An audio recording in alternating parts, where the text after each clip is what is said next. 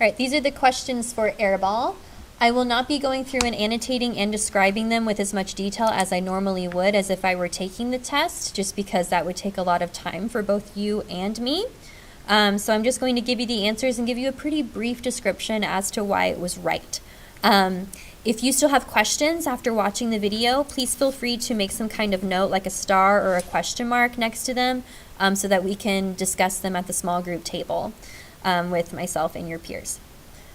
All right, the first question for this story, number 41, says, which sentence best states the main message of this story? So thinking about the theme of the story. And a big indicator of that, and we did this when we looked at text evidence supporting a theme, was B. Can't be a hero if you're afraid of looking stupid. So that's something that Bragger said to Kirby as a way to persuade him to, if you want to achieve your goals, you got to get over your fears. So the answer for that one was B. Number 42. Which event from the story shows that Bragger's attitude about playing basketball is different from Kirby's? So how is Bragger different from Kirby when it comes to playing basketball? Not the skills, but his attitude.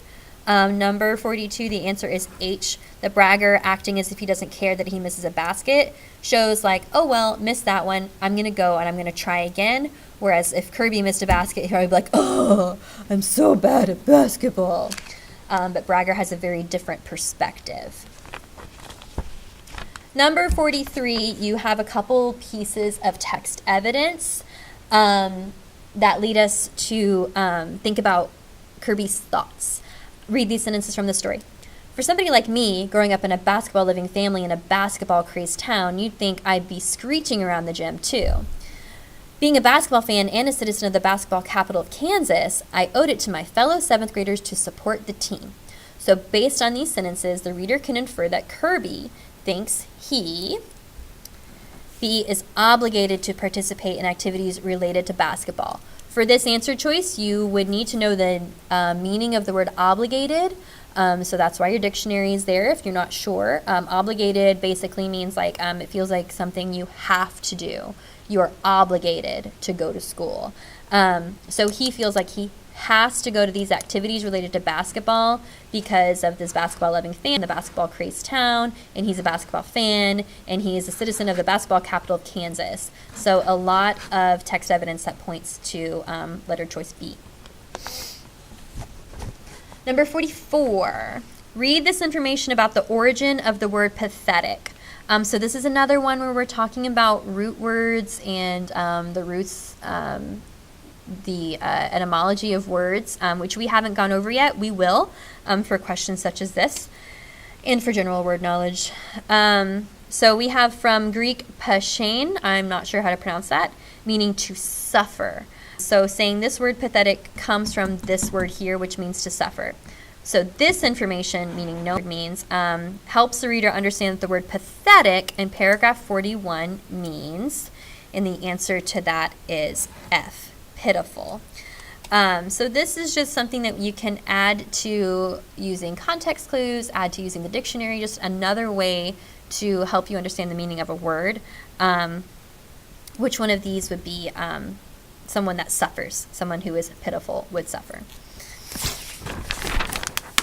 This one has a lot of questions for it. Number 45. The description of Coach Armstrong emphasizes Kirby's assurance in his decision not to try out for the team. So before we met Coach Armstrong, we already knew that Kirby was like, I don't know if I want to try out.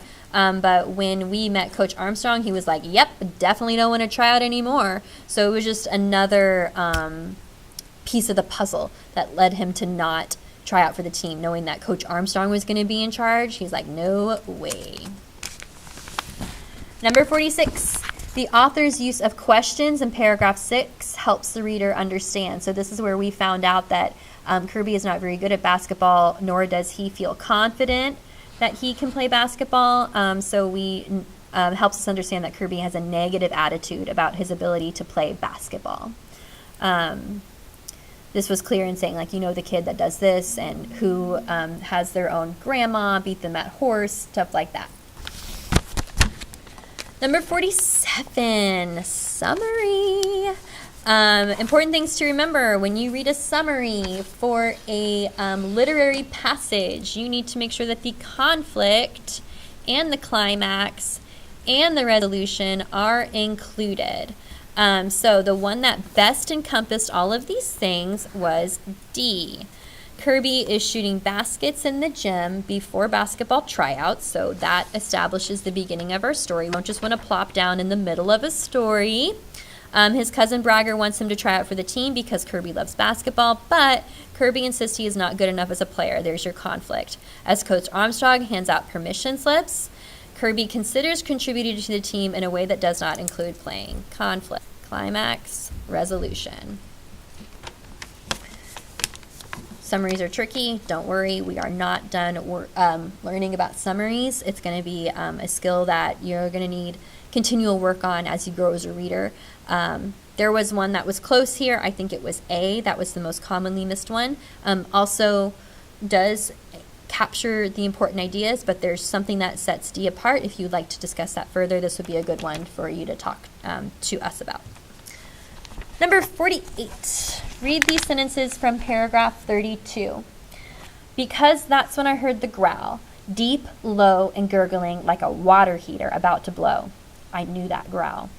The figurative language in these sentences emphasizes that Kirby thinks Coach Armstrong is. So the figurative language that's that's used here is imagery. Growl, deep, low, gurgling, like a water heater, also a simile. So this helps us understand that Kirby thinks Coach Armstrong is intimidating. So all of these sounds that he's describing that he hears in Coach Armstrong's voice gives us that feeling that Coach Armstrong intimidates him. Number 49. How does the setting contribute to Kirby's conflict in the story? So the setting being the basketball court, the conflict being that Kirby doesn't feel good about his basketball skills. So this is the equation that we're thinking about. So which answer choice encompasses both of those things? That would be A. It makes him feel insecure about his basketball skills. So because he's there trying out for the team, he is there to reflect on and realize that he's not very good at basketball. As if he didn't already know it, right? Number 50. Read this excerpt from the story. I studied that orange sign and tried to imagine what it felt like to be 6'9" with a gym full of fans cheering and chanting my name. Kirby, Kirby, Kirby. Kirby's thoughts in this excerpt reveal that he, H, wishes he had the talent to be recognized for his playing. He is imagining that fans are there cheering for him. That's what he wants to be recognized. He wants people shouting his name. So isolated text questions like that, you got to match your pieces of the answer choice to the pieces of text evidence that best support it. Okay, so if after going through this you're still confused about it, go through, mark which ones you're confused about, and you can come over to the small group table with either myself or Ms. Schumann to discuss through why the correct answer was right and why the wrong answers were wrong. And hopefully we can help in further situations with these types of questions.